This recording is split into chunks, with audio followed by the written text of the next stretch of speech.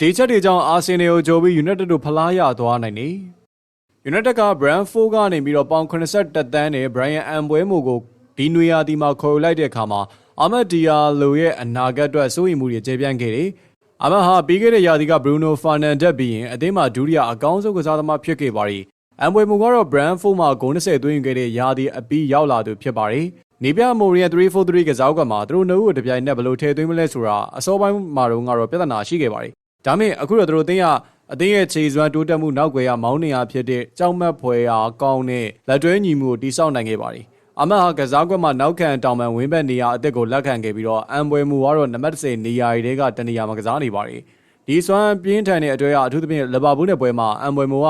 ပွဲစားပြီး2မိနစ်အတွင်းအဖွင့်ကိုသွင်းယူခဲ့ရမှာအမတ်က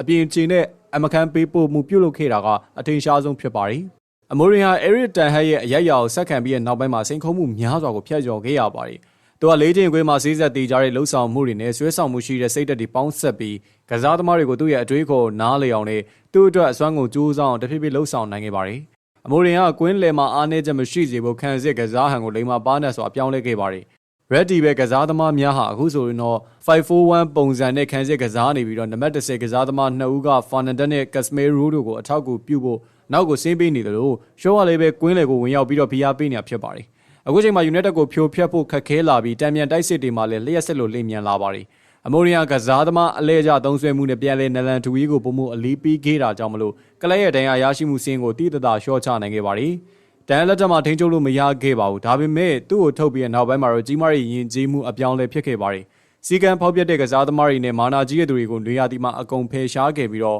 ကက်စမေရိုဒီလေအာမက်နဲ့မေဆင်မောင်းတို့လိုကစားသမားတွေက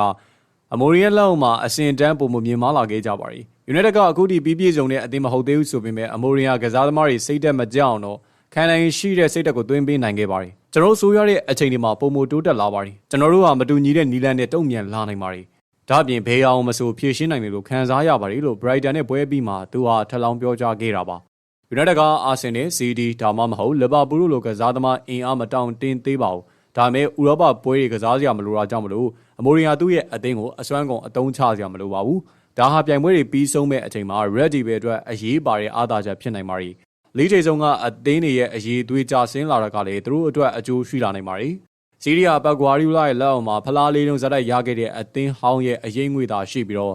အဲလင်ဟာလန်ရဲ့အမကန်ဂိုးသွင်းစွမ်းရည်ပေါ်မှာအရန်အားထားရပါတယ်။လက်ရှိချန်ပီယံလီဗာပူးကတော့ပေါင်446တန်းအကုန်ကျခံပြီးတော့နွေရာသီအပြောင်းရွှေ့လုပ်ခဲ့ပြီး2လအကြာမှာပဲအကြက်တင်းနဲ့ရင်ဆိုင်နေရပါပြီ။နေပြအာနီစရောဟာလီပွဲစဉ်၄ပွဲဇက်တိုက်ရှုံးနေမှုကိုကြုံတွေ့နေရပြီးအသင်းဟာစီးလုံးမှုပျောက်ဆုံးနေပါတယ်။ဒါကြောင့်အာဆင်နယ်အတွက်2004ခုနှစ်နောက်ပိုင်းမှာ